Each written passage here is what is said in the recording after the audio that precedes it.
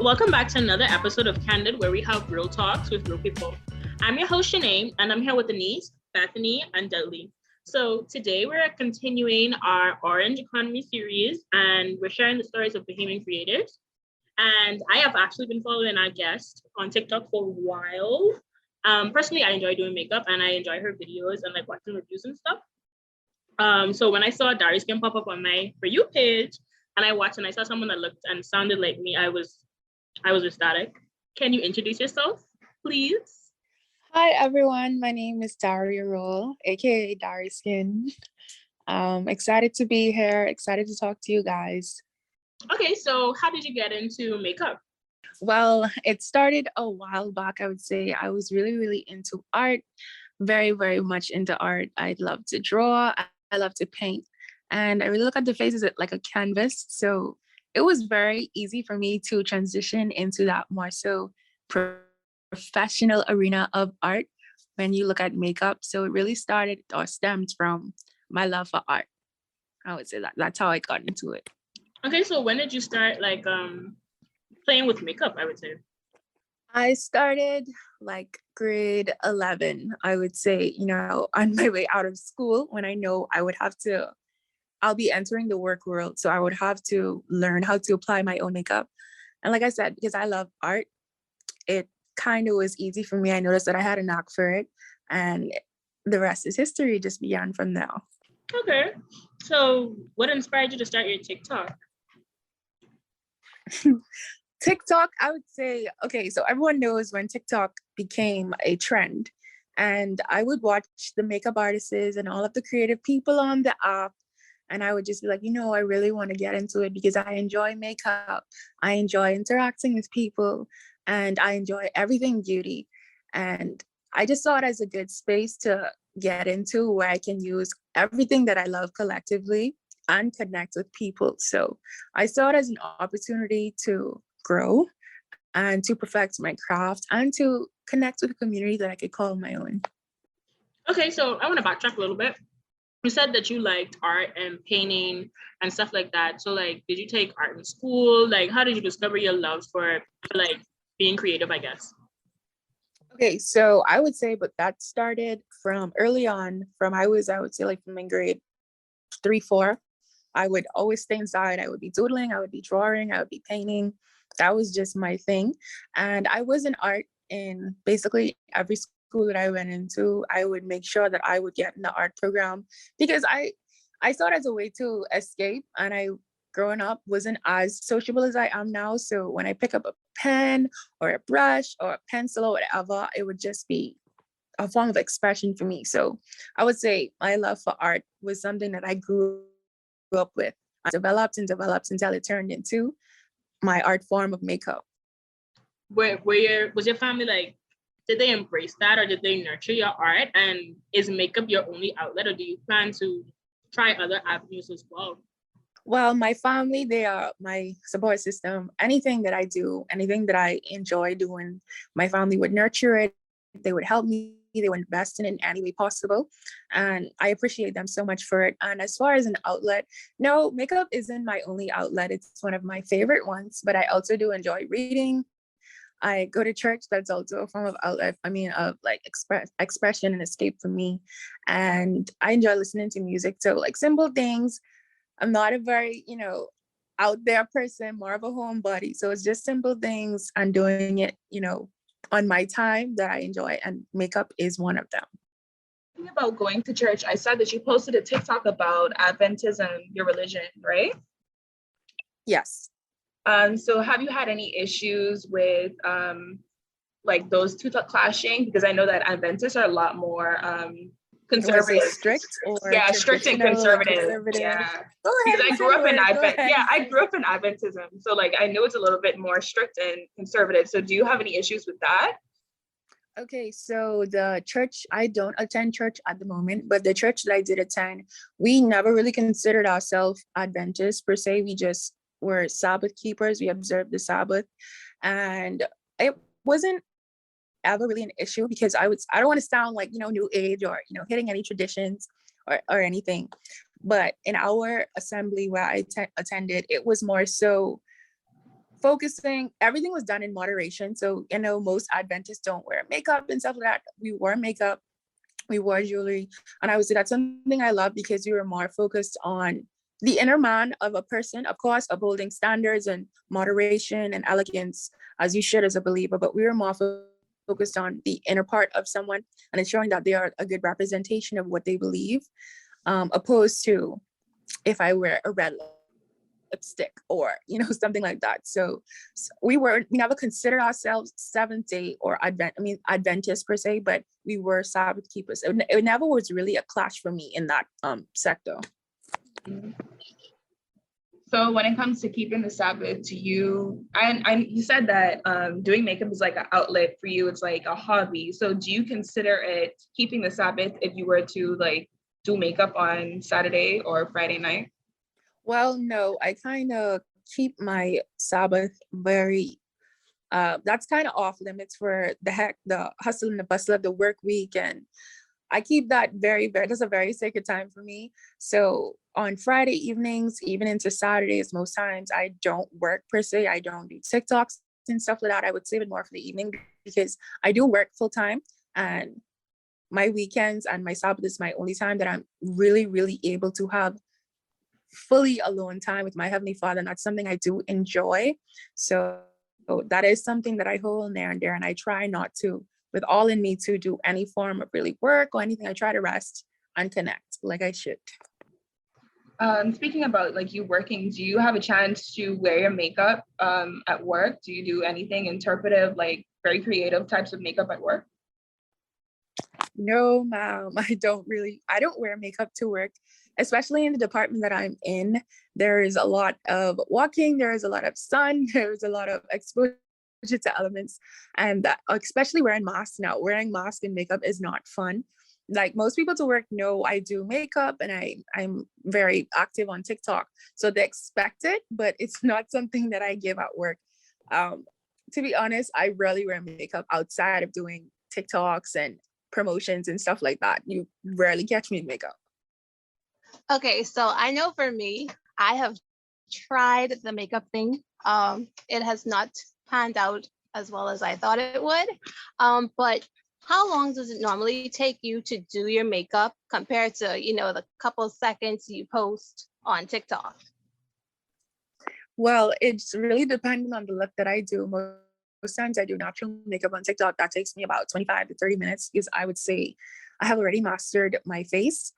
So I know what to do, how to apply, when to apply. And so, like I said, I've already mastered, so it doesn't really take me long. Now, if I do a creative look, like she asked me about, that would take me anywhere between 45 minutes to an hour, especially if I'm speaking or teaching something. I would want to be as thorough as possible. So you guys see 30 seconds to 60 seconds, but in reality, that one video probably took me an hour to an hour and a half at most.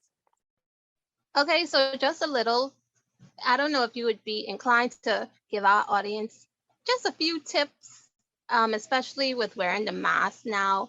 I know a lot of girls still love to doll up, regardless of the mask or not. Do you have any tips they could use to keep their makeup fresh and not all smudgy? And I don't know no terms for makeup. Like I told you, I tried. I get it. Spent the money and it still didn't work out. And I have like $100 worth of makeup in my drawer. Wow. Just sitting. You got to make it work. You got to practice on it. You can't let that go to waste. That's an investment. Let me tell you something. I wake up in the morning.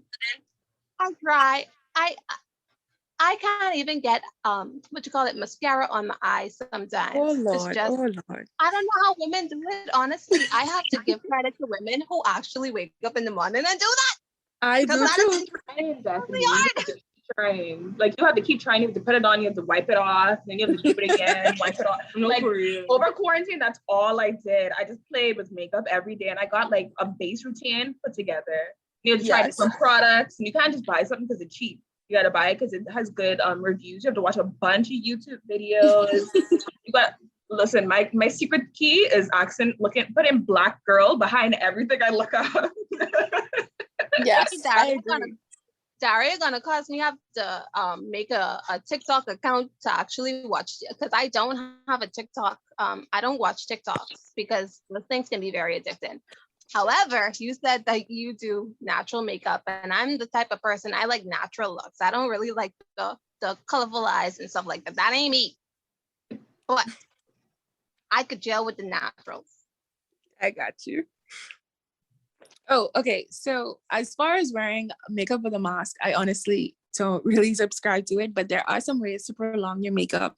For one, I believe in primer, especially with this mask and COVID situation going on.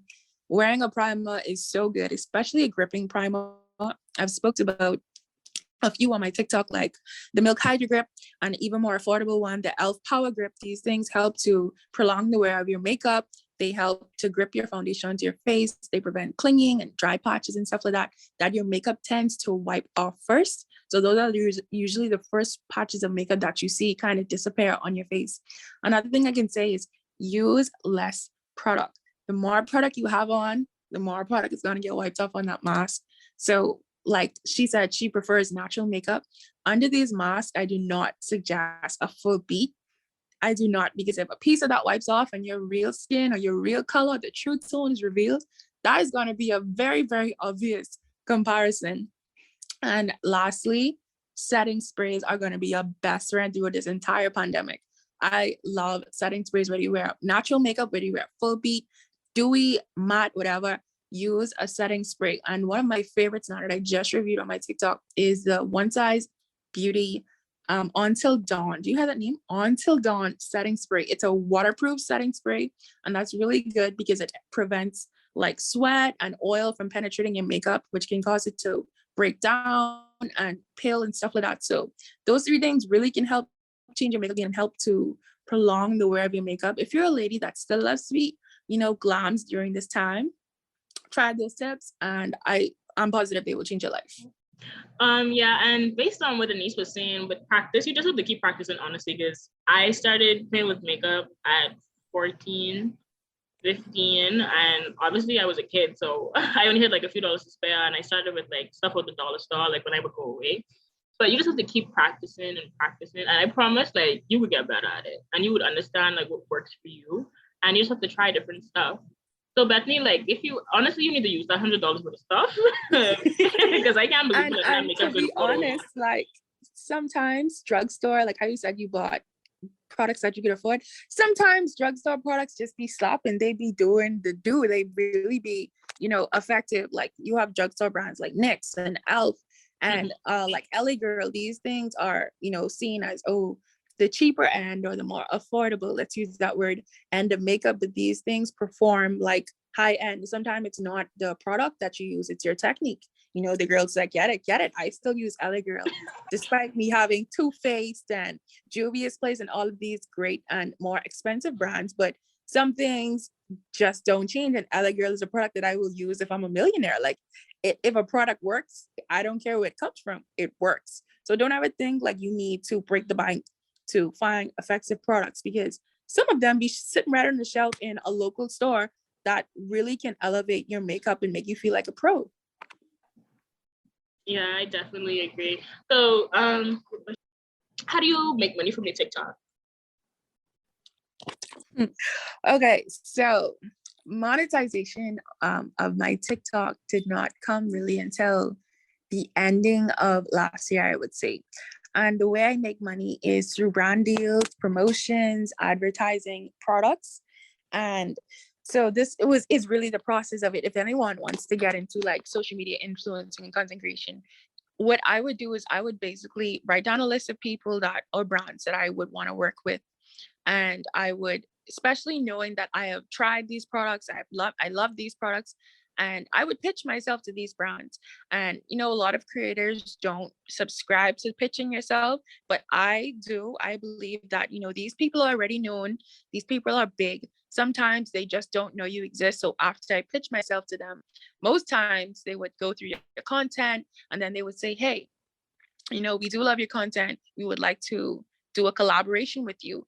Now, these brand deals that you get, you would have to negotiate what is your rate, what is your terms, what are your deliverables that you're willing to accommodate on this collaboration. So that is really how I make money. I would choose brands that I know are tried and true and that I love, because I would never want to promote something that I don't like for money. I feel as though that's kind of shady. You don't want to lead your community wrong. So when I promote these brands and talk about them, you basically get paid to do it, because social media right now is the future, and a lot of people are interested in user generated content, and you having influence on your community and they trust you, they're going to purchase, and that in the end results in the brand being getting more profits and stuff, and that is then shared with you. So it's really just pitching yourself, being accepted, yes or no, and then you collaborate or negotiate from then. What are your terms? So you've worked with international brands? Yes, yes, I have. I've worked with some brands like Osea, Caudalie. Most recently landed a collab with NYX Cosmetics, and I am so happy for that. Oh, girl, that was one of the first brands I've ever tried as a young makeup artist. Their little butter glosses. So I am really, really proud of securing that collaboration. The Good Molecules, some skincare brands. So yeah, I've worked with a lot of international brands, but I'm also starting to collab with a lot of local brands, here in the Bahamas. Yeah, I've seen that you've been working with Build a Beat Bahamas. So how's that going? It is going amazing. Shout out to Build a Beat, Miss Tramisha, the CEO of Build a Beat. It is a great business venture that she's doing, because she is basically bringing an international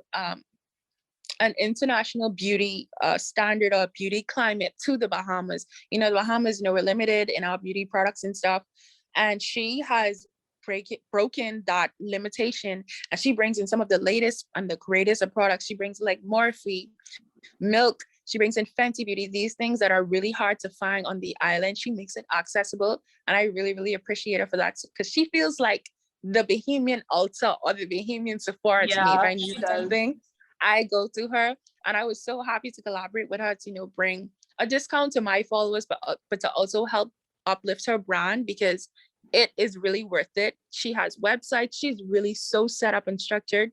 She is honestly one of the best beauty brands over here. I was asking, what are some of your favorite brands that you've collaborated with?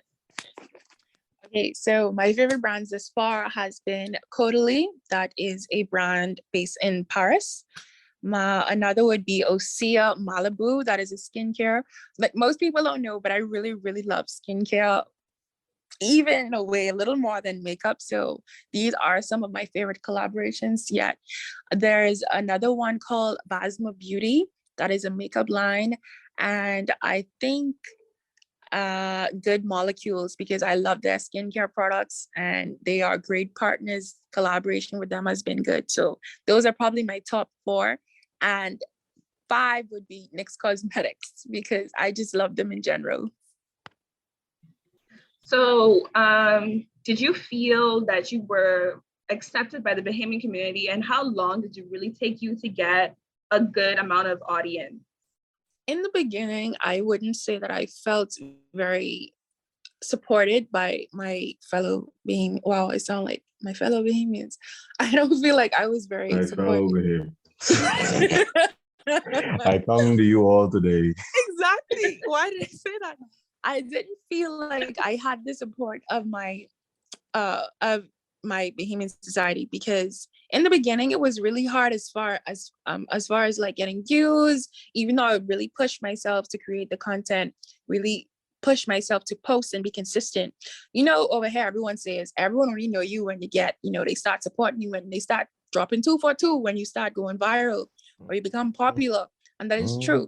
And now I don't hold it personal to the Bahamas or anything, but in the beginning it was really hard gaining momentum as far as followers and engagement and stuff. But I feel as though consistency brings support regardless of what or who it's from. Now, as far as gaining my audience, I would say in summer of last year, I really said, hey, I'm going to take this very seriously. And I started posting consistently. I started, being more of myself, opposed to what an influencer standard is. Really allow my personality to come forth in my videos and stuff. And I realized like engagement skyrocket. Everything about my platform just started to grow. So I would say from there was it was very pivotal at that point to make a move. And I did, and I'm happy that I did. And now I'm just, it's just, everything is just falling into place. I'm really grateful for that. You know what? You said a word just now that I was really happy to hear you say, because I don't know if you've been on Twitter in the past couple of days. There was this great big argument over being an influencer and being a content creator. So do you consider yourself to be an influencer, or are you more of a content creator? And why would you say that? To be honest, I kind of use those interchangeably because this is how I see it. If you are an influencer, you are creating content. So therefore you are a content creator. I would say let me change that. I would say that I am I don't even want to say it. I don't like that word, but I would say I'm more of an influencer because I do influence and I do promote brands and stuff like that. And that's the typical vibe of an influencer. I usually say content creator when I'm speaking to people because I feel as though influencer has a negative connotation attached to it. So I don't typically use that. I say influencing, but I don't say influencer. I think content creator is a bit more professional. I think that's why that word has come now into mainstream opposed to the word influencer. But in a sense, I would say influencer because I do a lot of product promotions and stuff like that. So yeah, unfortunately an influencer. Oh Lord. But no, so and you really been doing well on TikTok. If you aren't on any other social media platforms, do you see yourself expanding to other social media platforms? I have decided to start posting a bit more on Instagram. Facebook is like one of my favorite apps. I don't really post content over there because that is my app that is separate from everything. That is where everything about me comes out on that side. So I try to keep that just to myself, opposed to adding like work and monetization and advertising and stuff. I am not on Twitter because I don't know how to use it. But I do plan to take Instagram a lot more seriously this year because I feel as though it could help with building my personal brand. I know a lot of things happen on Instagram. So do you think that you would have gone for this lifestyle even without TikTok? Do you think like at some point this was gonna be like, you have inside yourself like, you know what, at some point this is me. This is gonna be me no matter what. Yes, I would say I always wanted to do it. I just felt like TikTok became my opportunity to do it during the pandemic. Even before TikTok really came on the mainstream, I was looking at Facebook reminds you of memories, embarrassing memories of yourself. And I saw a video of me. It was probably from like 2014 of me talking about makeup on my Facebook stories at 2014, 2015. And I was like, wow, this was before TikTok. This was before I was even on Musical.ly, but anything related to social media. I just was talking about like some eyeshadow look I was doing. I was like, wow, it was in me from then, but I was a very introverted person. I didn't like the forefront. And that was one of the biggest reasons. It took me a while to get onto TikTok because I was afraid, but I think I always knew I wanted to be on social media and interacting with a digital community, but I just didn't know when. So when the pandemic happened, I got laid off and I had so much time, and then TikTok was like, boom. And I was like, okay, you know what, Daria, everything is telling you to do this. So it's time to listen. Okay, Daria, so you speak a lot about the positive aspects of TikTok and promotions and all of that good jazzy stuff. But is there any negative components that, parents, audience, other influencers need to know or should know? Yes, there definitely is. When it comes to when you put yourself out there, you are susceptible or liable to anything happening, whether that's positive or negative. And that's something that I learned to brace myself for, that time. So negative comments, when you get on social media, you can have the best of anything. If you're interested, if anyone listening is interested, listen up, for real. This is real talk. You can have the best of anything. You can be the best. You can do it well, but not everyone is going to be for you. And that's just something you're going to have to accept. You're going to get negative comments. You're going to get people laughing at you because that was something I was afraid of in the beginning. My startup, it wasn't good. bad camera, bad background, I was like, people are gonna laugh at me. But that's gonna happen regardless if you make it or not. So you just gotta choose to make it and have them laugh. You're gonna have people who probably don't support you or don't really believe in you. And I've had that even with people close to me until they see that, hey, I really start to take off. And that ties back to what I said about the whole Bahamian, their mindset. No one really supports you until other people do. So I would say the negative is sometimes you're going to be alone because you have that vision and that vision was placed in your head. And it's sad that you have to see it on your own, but you got to see it through, my boy. That's your vision. That's not theirs. So it's just a matter of bracing yourself because social media can be cruel. People can be cruel. You're going to get discouraged. There are many times that I had creative blocks for days. And I would be in my room just being like, Daria, you could do better, beat myself up. And then when you get really serious about it, sometimes your life gets thrown off balance. Because for me right now, I don't feel like I'm very balanced because I do have a full-time job and doing the social media thing. It can be very hard. And you'd feel like if you're not pushing yourself hard enough, you're going to fall behind. And that's something I also had to break myself out of, that sometimes you have to hit pause, collect yourself, and then come back. Because like you said, TikTok can be addictive. Any social media platform can be addictive. And if you feel like you're not keeping that momentum going, you're going to feel like you're falling behind. And that can play with your mental, trust me, a lot. So I would say you have to brace yourself for all aspects of social media, not just the positive, but the negative side can be just as heavy if you don't prepare yourself mentally, spiritually, even physically, because it can be a lot. My question is, as a fellow introvert, and I understand you kind of explained it just now, but like, how did you really come out of your shell, dealing with the anxiety of other people talking negatively about you and dealing with wanting to do something, but being so cripplingly afraid of doing it? I think it comes down to how bad you want it and what you're willing to sacrifice. I sacrificed my fear of thinking, that I wasn't going to make it. That was one, because like I said before, I don't consider myself an introvert anymore. I'm very outgoing, very sociable, as you can tell on TikTok. But in my head, I had to say, Daria, like you said, people are going to talk, people are going to laugh regardless of what you do. Are you going to let them hold you back? And these are people that really don't do nothing for you. That's the thing. I think that is something we all need to put in perspective in our minds. The things and the people that we fear and the comments, it's usually coming from people that are so far from us, so distant from us, they really can't even help us. So you're either going to sit there, and this is how I prepped myself, you're either going to sit here, know you can do something and know you can do it well, and let people hold you down and weigh you down and chain you down, or you can do it, and prove them wrong. So that's something that I kind of ingrained or drilled in my head to say, you're going to do it and you're doing it for you. And when you start doing it, like I said, support will come with consistency, because once you're consistent with doing something, people are going to start watching you. And even if they don't comment, even if they don't like, even if they don't share, they're going to watch you, So it's just a matter of, how bad you want it. That's how I see it.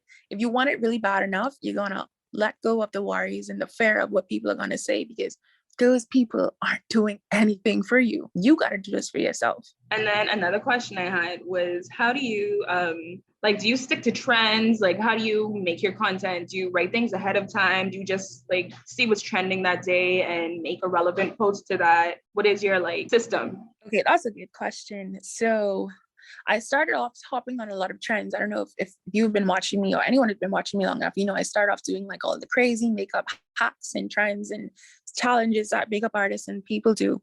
And then I realized I was just doing it because, I wanted to blend in and be able to say that I'm doing it because everyone else is doing it. But now my strategy really is to pull away from trends and stuff like that, because you can get sucked into that hole and stay there. And that is all you will be known for. And it's really hard to climb out of that into a actual, a serious and professional level of content creation, because people only associate you with that. So as far as right now, I try to make my content as authentic and original as possible.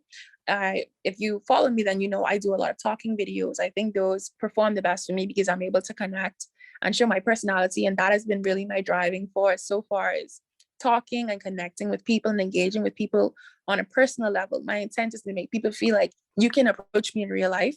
And literally that's how it is. People come to me, hey girl, like we've been friends for years. And that's just because how I portray myself on TikTok. So believe it or not, I don't follow as much makeup and skincare gurus, because subconsciously we take things from videos we see and stuff and think it can be our own. And I don't want to kind of dilute the originality of my content because I was watching a bunch of videos and I decided to hop on this trend or that trend. So for the most part, I don't spend as much time on TikTok as I usually do unless I'm making a video, because I want my content to be as authentic and as real for me as possible. And I don't want my opinions and my thoughts and my perspective to be changed or swayed by what I watch from others. Like, speaking of you saying that, like, people see you and they're like, hey, like, does that feel weird? Like, do you get recognized a lot? Oh, girl. Yes, I do, especially having a job now. You know, a lot of people, I don't know why, didn't think I live in Nassau or the Bahamas in general. And I think I speak really Bahamian on my TikTok and stuff.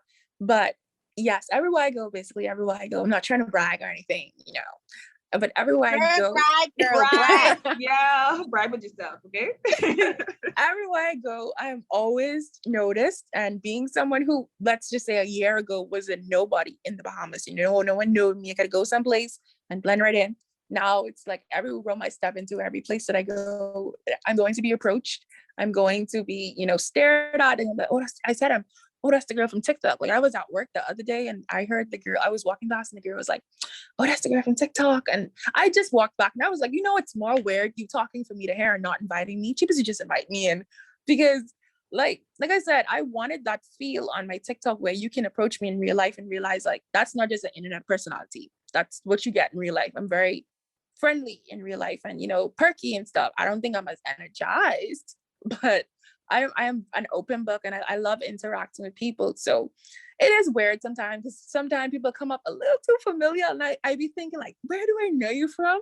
But for the most part, I've gotten used to it. I really have adapted and adjusted to hearing that and people randomly walking up to me. Yeah, and then speaking on like the introverted thing, I used to be so introverted, but I feel like you just have to keep pretending that you know how to talk to people, keep pretending that like you enjoy talking to people. Like, even like when I don't feel like talking to people, but I could feel like the atmosphere is a bit odd and awkward, I push myself to ask questions. People are like, oh, you're so outspoken now. Listen, on the inside, I'm dying, but I'm trying, you know? Do you ever feel like that? Oh boy. I could definitely relate to that. I feel like when I was like young, before all of this, I felt like it was exhausting having to socialize. I felt like, oh, my social battery is gone. Like, it was exhausting. But then I've learned recently I don't feel as though if you consider yourself an introvert, be an introvert. I prefer you to be your introverted, you know, shell like self and come out when needed than to always have to pretend in order to be accepted. Like I said, I really, really believe in authenticity and originality. And if that's who you are, I want to love you and be your friend for who you are, even if you're introverted, you know? So yes, you have to speak in certain social situations, but for the most part, I don't feel as though anyone should ever have to change who they are to be accepted or anything. Don't pretend, don't exhaust yourself for people. So with that being said, since I am a very major introvert, the next time Little Spice on this call sends me a text message and I feel a little exhausted, I'm gonna be there like, hey, Dudley, don't play with me. Dudley, don't play with me. Dudley. And you know, I just say I pretend, Dudley, don't play with me. Yeah, sometimes you gotta put it on, but when I'm not in a place to speak. No, but see, I thought you gave me a pretty cool outlet. You are not introverted. And she's like, who Dudley said that I'm not? Anyway, Dudley, you talk to more people than me. You're in a frat. You are not introverted. You in a frat. You can ask. Yeah. You can ask them. It's just that how's Dudley when he's around you guys? I'm not gonna lie, he's pretty quiet. Pretty weird. It's pretty weird. He joined the fraternity and decided to be quiet as hell around all of us. So another thing, like, not to backtrack, but you were talking about like the atmosphere of dealing with Bahamians when you first started to like get into TikTok. And I realized like there's a trend where it's really like people who already know people and then they garner a followership of people they already know. Like, y'all have never seen that where it's like a lot of people aren't. Yes. Yeah, you saw that, right? It's people who already have a bunch of friends and then instead of like people realizing your talent and then going based off your talent, not because they know you. Have you ever like come across that? Yeah, that is a very, very popular, I wouldn't say a problem. It is very popular over here though, because if you're popular, I can't take that away from you or anything.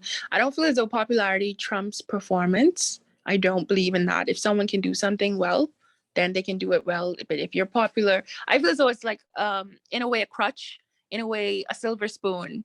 So let's imagine someone who they're already popular. Let's just add on to it. They got some pretty privilege. That they got stuff like that. Everything under their belt right now. Most people in the Bahamian, I don't want to carry it to international.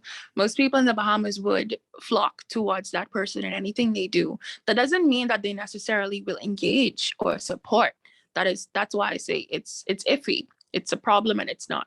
That doesn't mean people will definitely really support that person or engage with that person. They would just be there or be present to whatever it is, because like I said, that person is popular. Popularity brings you a community, whether you like it or not. That doesn't mean that community is loyal to you. And that's why I feel like since I've garnered a community, I haven't just garnered a community because I'm pretty or I could do makeup, but because I connect with people. And that's why it's so important not to just do things like because you're popular and people tell you, oh, you should do it. You should just do it, because it's still a level of hard work that you have to put in. I feel like popularity kind of diminishes the need and make people feel like their popularity or being known is enough for them to get by, and they forget to put in work. And I know a lot of Bahamians are really, they be like, oh, she's just popular, it doesn't make any sense. She doesn't do this good, or she doesn't do that as good as this person. And sometimes it's really true. It's really, really true. But like I said, it's how you see it. I see popularity in a sense as a silver spoon, especially when people are doing ventures where a lot of people are doing it and doing it like right and with hard work and blood, sweat, and tears. But it's really how you see it. Okay, so you talk about popularity trait that kind of is like a cultural thing in the Bahamas, obviously. But we do know that you worked for your fame. In the future, do you see yourself taking your art off of internet and actually putting it to use, being a makeup artist, doing baby showers and weddings? Like, do you see yourself branching out in that way? Because I think you said right now it's just a hobby and something you do on TikTok. So do you see yourself branching out? I actually I am a professional makeup artist. I'm just not operational right now because I have a lot. Yeah, no, don't be shame. Don't, no. That's why I said it's more of a hobby now, because I don't do it for money anymore. I should have said that. I don't really do it for money anymore. And two, because the makeup that I truly want to do, because like tying back to what I said, I love art and I love like abstract and stuff. The makeup that I enjoy doing, I don't think we have the beauty climate over here. I'm really into editorial and beauty and like abstract type makeup. And I want to splash paint on someone's face and say, work it, make it look good. Like that's what I enjoy. And like I could do a beat, I could do birthday beat, all the glitters and stuff. But what I truly want to do, I don't think I would get back into that right now. I think that's something that's going to have to grow and come with time. And, as I go on to more endeavors, possibly even out the country, that I would really start to nurture and garner that. But could you imagine the audacity you'd have to look at him with some paint and then just splash it on him and be there like, hey, go work it, girl. You got this. And make it look good. Yeah. Yeah, they can look at you like, mom, hi, miss, hi, hello. They can start clapping too, mom, miss, hi, hello. What are you doing here? You stupid, miss. You stupid. Like, miss, you dummy. And look, hey, don't let you convince a man that he doing the makeup shoot and then you just throw some paint on him. He'll run so. That man I would never want to see you again. He'd wait for you to turn around and he'd say, miss, who you think? Keep in mind, this is an introvert, right? That's really what being creative was all about. Like I have collabs with a few local photographers because they are also into editorial makeup and beauty makeup. It's really like, it's not just me splattering on their face. It's in a sense, like, let's call it like organized chaos, where it doesn't look traditional, but it is still beautiful, the way the colors are splattered or the way the colors are fixed or aligned, and if it's because it's not symmetrical, it makes it pretty. Because it's not perfect, it makes it pretty. I'm getting deep, but at the end of the day, that's what creativity is about. It's being diverse, it's being different, it's doing something because you like it. And it's not big in the Bahamas, but on an international standpoint, beauty and editorial is very, very big in the makeup and the beauty world, in the fashion world. It's very big. It's just very, it's very small over here. And I think that's because we have, I don't want to say closed-minded, we just have a tunnel vision to what makeup or beauty should look like. I feel as though we just expand our horizons a little, get a little more exposure to what it's like on an international level. We would appreciate difference a bit more. And that's in anything. That's in clothing, men over here dress in a Air Force, a white tee and a pants, and that's drip. But in the States, 90% of that's the guys. Why what? would you do that? No, just say the Nautica and the Jordans. That's not okay. it's drip, but I'm just saying, like, if you go to someplace else in like the States or the UK or Canada, dressing is so different. Doesn't mean that they can't dress or that behemoths can't dress. No, it's just a lack of exposure on both parts. If you get exposed to more things, I feel as though you would appreciate difference a bit more, opposed to criticize it. Because you just was laughing at my splatter paint, but it's because you can't appreciate it because you weren't exposed to it. So I feel as though difference should be more accepted over here, and it would really grow our orange economy. It would grow the climate, the creative climate over here. I feel kind of bad because I missed the part where you said like you guys said, you called out 90% of the Amy men thinking that it's drip. And I'm just here like, I feel as though I would make it in the 10%, but that's only because I dress like. That's because you dress like a fat boy. Anyways, my question was. Wow, and Lil Spice, it is 2022. How you gonna be trying to fat shame me on the radio? I think people enjoy our banter, Dudley. I think I know they do. I know they do, but somebody's gonna be there like, she just called him fat for real. And you take that? This is real goodness. Talk radio. Frat, F-R-A-T. Frat boy. F-R-A-T. No, I hear fat. I don't know what I mean, but the thing is, I could take it because at the end of the day, because I could. Wow, hold on, wait a minute, I'm pretty. I can take it because at the end of the day, I know, it's like you call me fat and I accept it. I did not call you fat. You definitely called me fat. Oh, you. I don't know if you said frat. You said frat. His shirt and his frat boots. Oh, you said frat. That's what I meant. Frat. F-R-A-T. I'm a fat shaming on. Oh my gosh, I thought you called me fat. Wow. Anyways. That is great. It's a I good always thing knew I the didn't. truth. Deidre is on my side. She knows you. Me and her heard fat because we knew where your heart lies. We know the truth. We know where your heart is. Yep. There you go. Anyways, my question was, okay, what would be like your favorite interpretive makeup designs you've done? Also, I wanted to shout out. I think there's a guy, I can't remember what his name is. It's like, I think it's Monty or something, who does like the painting all over women's bodies. I think it's so beautiful. I think we should all look it up.